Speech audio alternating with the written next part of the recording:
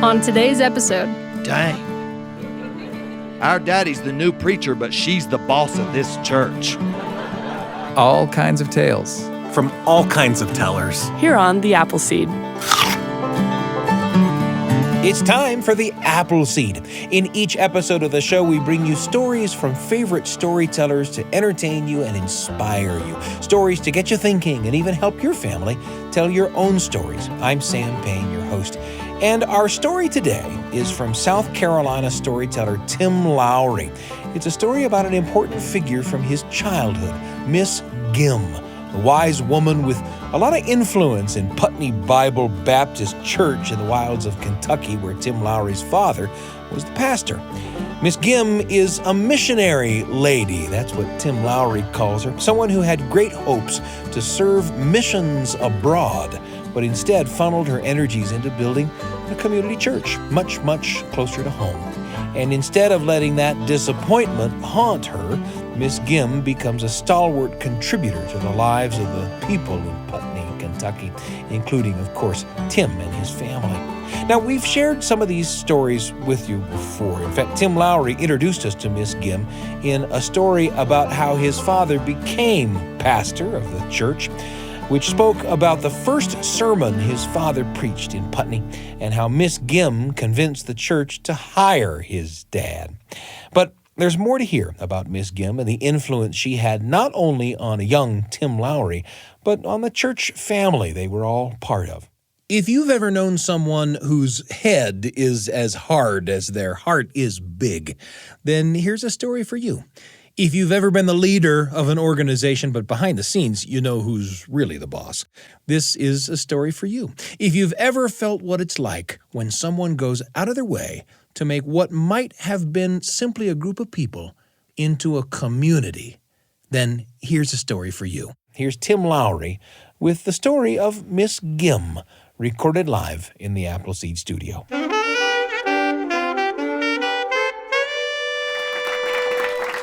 I wish you could know Miss Gimm. She is on to her heavenly reward now, but she was a marvelous woman. A prominent visage in finger curls. Yes, she was the kind of Sunday school teacher who, if she caught you chewing gum in church, not only would you not chew gum in church, you just never would chew gum again the rest of your life. That's the kind of Sunday school teacher she was. And she was last in the receiving line. And when she came by to shake my dad's hand, she leaned in and she said, "Pastor, a word." And my dad said, "Yes, Miss Gimm." And she said, "Now that we have a full-time leader for our congregation, I wondered if the first order of business shouldn't be for you to organize a group of ladies to volunteer to form a nursery so that the young ones, the infants, could be taken downstairs during your preaching so as not to be a disturbance. I was particularly thinking of little ones like Tom Jr." And my dad said, "Oh, yes, Miss Gimm, I think we can do that." And so he very dutifully organized a group of ladies who could start volunteering in the nursery, and all the little children were taken down to the nursery when he preached. Now, I got to know Miss Gimm much better a few weeks later, the first time my dad conducted a communion service for the church. Now, I was 6 years old, and I heard the words of the communion service, but I didn't really understand what they meant. They were very familiar to me because I heard them from my dad all the time. He would say, "This is my body which is broken for you. This is my blood which is poured out for you." I heard those words, but I didn't really understand what they meant. To be completely honest, I was waiting impatiently for church to be over because after church, there would always be some little tiny glasses full of Welch's grape juice left on the table up front by the pulpit, and I would go up there and put my elbow up on the table and pretend that I was a cowboy from the TV show Gunsmoke, and I'd grab those little glasses and throw back some whiskey shots. That's what I like to do after church. And so after my dad had conducted the communion service, I went up front and I grabbed my first whiskey shot and I heard a voice behind me say, "Young man, put that down." And I turned around to see the biggest lady I had ever seen in my entire life. Miss Gimm took the tray of communion wafers And she reached into her sleeve of her dress and she pulled out a handkerchief and she laid it out on the communion table and she poured all of the wafers onto it. She laid down the tray. She folded up her handkerchief like a little envelope and then took her big ample elbow and crunched up all the communion wafers. She lifted that little bag of crumbs. She scooped up the tray with the leftover tiny glasses of Welch's grape juice and she said, "Follow me." We walked out of the back of the church. My sister was trailing along behind by this point, and we went into the graveyard. And she said, "These elements have been set aside for a sacred purpose, and we do not play cowboy or gunsmoke with them. We will pour the extra grape juice that has not been used onto the flowers here in the graveyard for a little added moisture, and we will sprinkle these breadcrumbs on the grave so that the birds can peck at them." And I thought, how strange. Why go through all of that trouble? Why don't we just throw it away? And she said, "Absolutely not. These have been set aside for a sacred purpose. And as the birds peck at these crumbs, then they fly into the clouds, and we see them going heavenward. And remember that our loved ones who are buried here will be resurrected, and we will be caught up to meet them in the air, and so we shall ever be in heaven with the Lord." And my sister said, "Dang. Our daddy's the new preacher, but she's the boss of this church." And nothing could have been truer. Miss Gimm built that church. That's both a figurative statement and a literal statement. She had been called to missions and had thought that she would go to the foreign field. But in those days, a mission board would not send a single woman to the wilds of Borneo. So she came to the mountains of Kentucky instead. Same thing. And she had started a Sunday school to teach the local children. And as the Sunday school grew into a full-fledged church, they had hired my daddy to be the pastor. She had helped build the meeting house, the building. It was built into a bank, so on one side there was a big high block wall to make up the basement, and she had helped lay that block. There were stories about how she had come to the work site one day with a basket full of sandwiches for the volunteer workmen. And there was this big, hefty mountain man named Hager Ball, and he was struggling with a 50-pound sack of concrete mix. And she hopped out of the car and set her sandwich basket aside, and she said, "Oh, my dear Hager, are you struggling with that? Let me be of some assistance." And she picked up 50 pounds of concrete mix, threw it on her shoulder, shinnied up the ladder, and dropped it down at the top of the wall. And he was so shamed that the missionary woman could outlift him, he never came to church again the rest of his life. She was a tough lady. She could wield a gun, too. Oh, yeah. One night she was kept awake because there were two whippoorwills having a conversation in the woods behind her house. And she put a single shell in a shotgun and went out and dispatched both with a single shot. And you might think, "Oh, I can't believe that missionary lady shot those birds." Actually, that turned out to be providential, a blessing in disguise. She didn't know it, but there were moonshiners in those woods. They cut through her property about every night. And when they heard that that missionary woman could wield a gun, they stayed well enough away from her property. It probably saved her life. Miss Gimm was a marvelous Sunday school teacher, and we loved to visit her house. She had 3 cats, only 2 of which, one of which was alive. The other 2 were cast iron doorstops.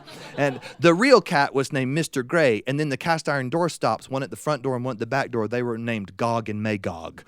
Yes. We would always go and visit Gog and Magog as little children. And after we had that conversation about the elements of communion in the graveyard, Miss Gimm came to my dad and she said, "Pastor, a word." My dad said, "Yes, Miss Gimm." She said, "I wondered if we couldn't start a junior church service so that young people could be taught about different traditions in the church, baptism, communion, that type of thing, and learn the real meaning of these very special ceremonies." My dad said, "Oh, yes, Miss Gimm, I think that would be a very good idea." And so he dutifully found another group of volunteers who could start a junior church service for the older kids. Miss Gimm was very kind to us Sunday school kids, and if you did her any favor, she always rewarded you handsomely. If you raked leaves for her or helped her around her house, she didn't just give you a quarter or a pat on the back. She gave you a whole Hershey bar. Oh, yes. And so one day I was older. I was probably about 10 by this point. There was a snow on and there was no school. And so my sister and I had gone to the church to play in the fellowship hall while my dad worked in the office.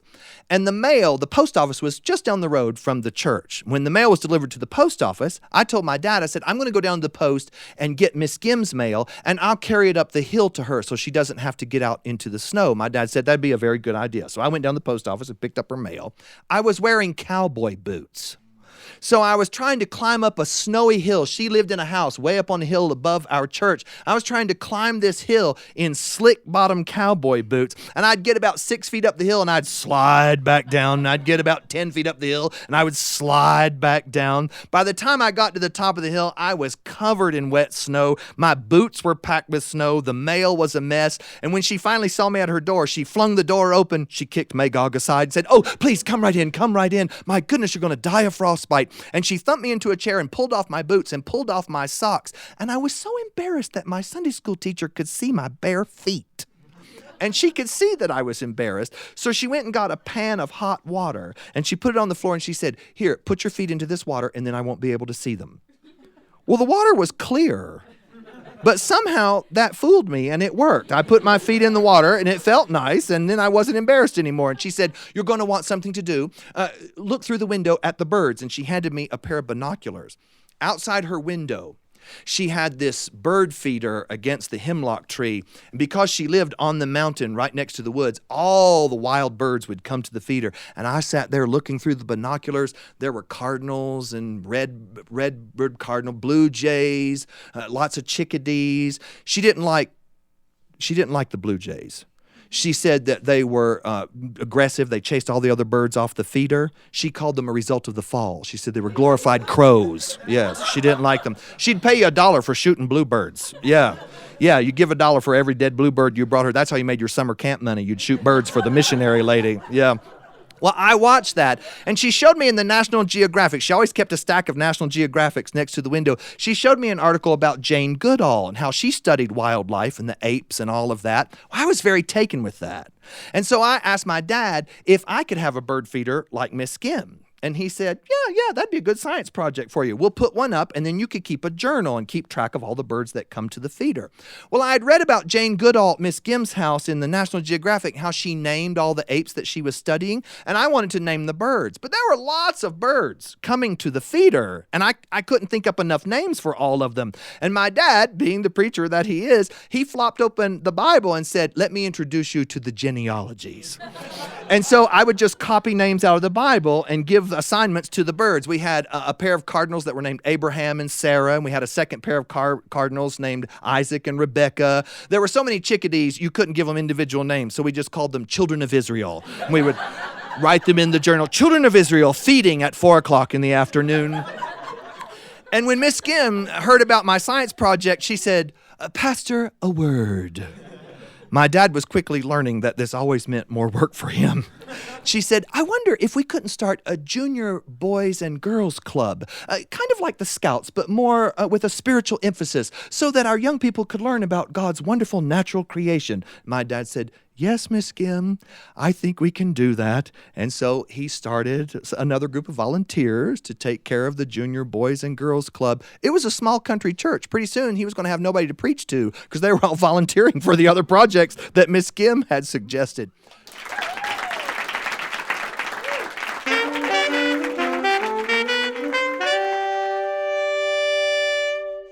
Tim Lowry will be back with more of the story of Miss Gimm, recorded live in the Appleseed studio before our terrific studio audience. Miss Gimm is an example of someone with ideas and motivation and energy and even more heart. She's the kind of person that someone could make fun of or find irritating, but there's a lot of grace in this community, a lot of making room for such a big personality, and a lot of recognizing the strengths that she brings to the church family. Because church communities aren't made up only of the official leadership, but of all the people who give and serve, whether they're the young people, as Miss Gimm calls them, who help clean the pews and mow the lawn, or the ladies who bring pretzel salad to the potlucks, or the Sunday school teachers who are in the lives of their students all week long. When I think of Miss Gimm, I think of Joan Lindsay, who took on a volunteer church assignment to direct a musical play featuring as many of the folks in the town where I grew up as could possibly fit on a stage. The musical was The Sound of Music, and I like to joke that I played the third Von Trapp kid from the left. But the truth is, I know exactly who I played. I played Friedrich, who's 14 and impossible. My dad played Captain Von Trapp. My mom played violin in the orchestra. And the stage was full of all our neighbors, too, as Nazis or nuns or Austrian upper crust. And it's what we did for a summer. And the next summer, Joan Lindsay took on another church assignment to direct 7 Brides for 7 Brothers. And the next year, You're a Good Man, Charlie Brown. Some of the best days of our church-going youth were spent rehearsing and performing those plays. And we all think of Joan Lindsay as an important person in our social development, even our spiritual development, if you like. After all, those were church projects. We got to sing words like, "You're a good man, Charlie Brown. You're the kind of reminder we need. You have humility, nobility, and a sense of honor that are very rare indeed." Singing about those things, big and loud and on stage in front of the whole town, made the songs from those shows, some of them anyway, settle down in our hearts right next to the hymns we sang on Sundays. Maybe Tim's story about Miss Gimm made you think of someone too. Tell that story, and you keep that person with you. Coming up, you're going to hear more of Tim Lowry's story about Miss Gimm. Stories have this wonderful way of sprouting like seeds and growing as the stories bring up thoughts that grow into conversations. And maybe that's why we call this show The Apple Seed. Coming up, again, more Tim Lowry on The Apple Seed. I'm Sam Payne.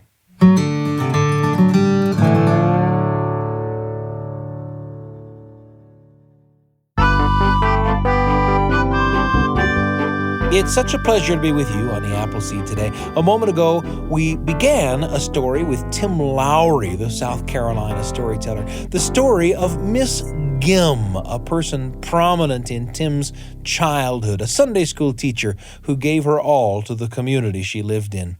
We have more of the story of Miss Gimm coming up. We'll go back to the studio to hear Tim Lowry tell us more about this important person, a person who may bring up for you memories of someone that you loved, someone important to you. Here's Tim.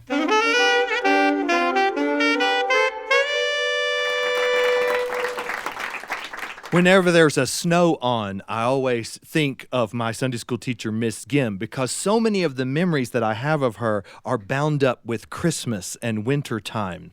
When we were young children, she came to us one Sunday and she said, "Now, I want to invite you," my sister and I, my sister's name is Joy. She said, "I want to invite you and Joy, Timmy and Joy, to come up to my house after church this evening and watch the Christmas specials on my colored television."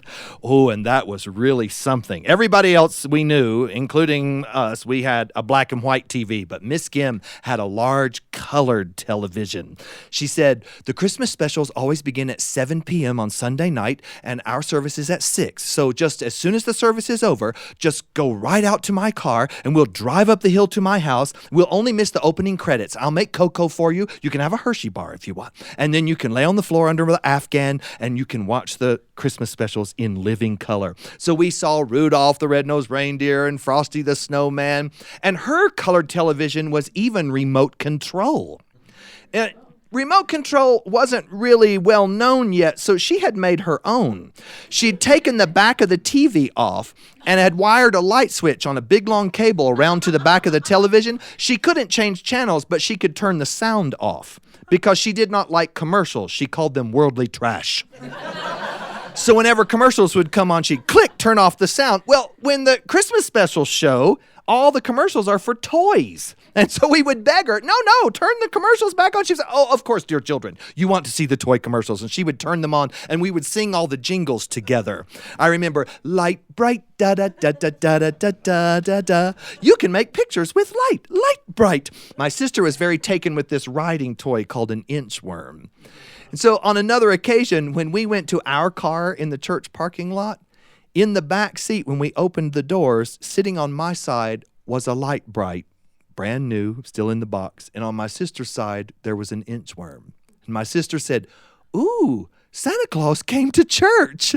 And my daddy said, "No, I think Santa Claus looks like a missionary lady who lives up the hill from our church building." She watched that TV all of the time, and she always had wonderful gifts. Whenever you went to Miss Gimm's house, you never came home empty-handed. There was always a sack of nuts or a pound cake or some fruit or something she wanted to give you. One year, she gave to every church member the most unique Christmas present I have ever seen. It started when I was very little. First time we ever went to Miss Gimm's house, I was probably still about 6 years old. My daddy had asked to use her restroom, and he came out of the restroom, and he looked at me and he said, "Timmy, come here." And I said, "I don't need to go." And he said, "Come here." I said, "I don't even need to try." He said, "Come here."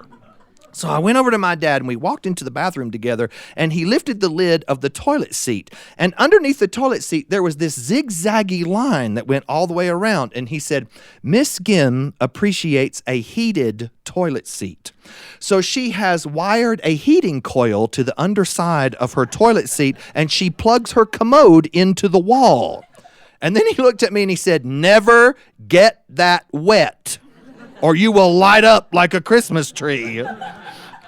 And there came a year when she came to my dad and said, "Pastor, a word." I know that we usually give all the families a frozen turkey or a ham on the Christmas Eve service.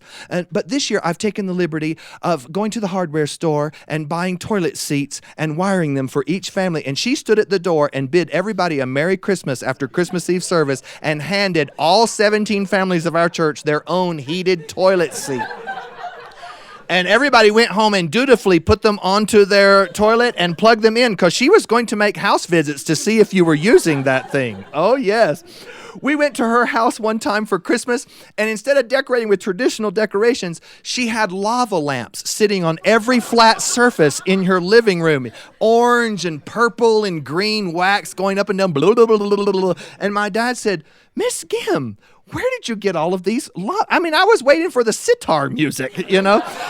He said, "Where did you get all these lava lamps?" And she said, "Oh, they were all at the thrift store." And he didn't have the heart to tell her that there had been a drug bust at a local opium den, and the police had given all those lava lamps to the thrift store. And she just loved them and brought them all home. When she found out where they came from, she went right to my dad and said, "Pastor, a word." My dad said, "Yes, Miss Gimm." She said, "I wondered if we couldn't start a youth group for the teenagers so they'd have something better to do with their time." When I was a teenager and part of that youth group that she suggested, one day the phone rang, and my dad hung up the phone and he looked at me and he said, "Get your hat and your boots and follow me." We went out and got in the car. There was a heavy snow on. I guess a neighbor had discovered that Miss Gimm needed some help. Somebody had called my dad. And we drove down the road and up the hill to her house, and she was standing outside in the snow holding on to the porch post, and there was blood in the snow all around her. And it wasn't actually a lot of blood, but you see just a little bit of blood on bright white snow, and it's very dramatic. And I jumped out of the car, and I ran toward her, and I said, "Miss Gimm, you're hurt." And she said, "Oh, you're worried about the blood." She said, "Don't be worried about that." She said, "I slipped and fell. I came out to salt the steps because I thought one of my Sunday school children might bring me my mail today. And I came out to salt the steps so they wouldn't slip. And I slipped and fell, and I tried to catch myself as I fell, and I caught my hand on the porch railing, and I've torn the flesh, and that's where the blood is from. But it's just a flesh wound. It's not bad. I'm more worried about my leg. It doesn't belong to me." And then when I looked at her more carefully, I realized one leg was markedly shorter than the other. And we learned later that she had broken her hip. And my dad said, "Miss Gimm, how can we help you?" And she said, "Go into the house and get a straight back chair from the kitchen." So we went and got a chair, and she sat down on a broken hip. And we lifted her up and carried her into the kitchen. She was very pale. Her lips were blue, and she was trembling. And, of course, my dad feared that she was in shock. She grabbed my dad by the arm, and she said, "Pastor, would you please call the funeral home?" And my dad said, Miss Gimm, I don't think you're going to die. And she said, oh, no, I don't either. But I led those young men to the Lord several years ago, and they also run an excellent ambulance service. So call the funeral home, and they'll send an ambulance service to take me to the hospital. So we dutifully got the phone and called the ambulance service, the one where she had converted the young men who ran the business. They came to get Miss Gimm. They got her on a gurney and put her in the back of the ambulance. And just as they were ready to close the doors, my dad said, Miss Gimm, is there anything else that we can do for you? And she said, oh, please stay long enough to feed the birds. And then they closed the ambulance doors and they drove away. We were standing there in the driveway, and I looked at my dad and I said, you messed up. And he said, how did I mess up? I did my best to care for her. I asked her if there was anything I could do for her. I said, that was the problem. If you had not asked, was there anything else that you could do for her, and given her the opportunity to give you one final instruction, you could have finally been the boss of this church. The last time I saw Miss Gimm was years later. My family moved away from Kentucky to South Carolina, but we went back to Kentucky, the land of my birth, for my wedding because I married a Kentucky gal. And at our wedding, when my wife and I turned around and were pronounced Mr. and Mrs. Tim Lowry, and we started back down the aisle, Miss Gimm could not wait for the reception. She just stepped out and stopped us midway down the aisle in the middle of the church and reached into her purse and pulled out a $100 bill. And she said, I ironed this for you young folks. I wanted it to be very crisp. And she handed us our wedding present, gave us a kiss on both cheeks. And that was the last time I saw my Sunday school teacher, Miss Gimm. She died a few years later. Whenever there's a snow, at Christmas time, I often think of her. Sam began by reading an entry in the family journal about remembrance. And when there's a snow on, I think of Miss Gimm. And I remember the words that my dad speaks when he conducts a communion service.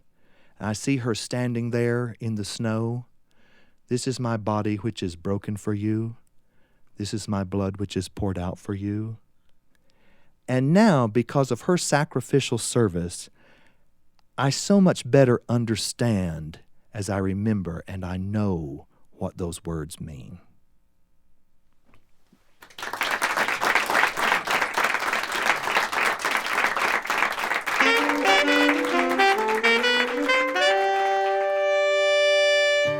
That was Tim Lowry with a story of Miss Gimm.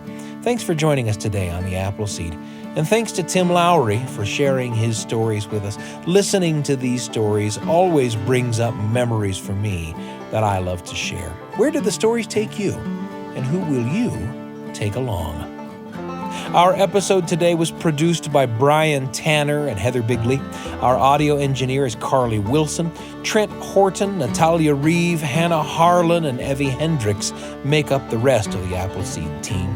If you want to send us a note, you can email us at theappleseed@byu.edu. Again, that's theappleseed, all one word, at byu.edu. Or if you're listening through a podcast app, rate us and leave us a little review. It helps people find the show.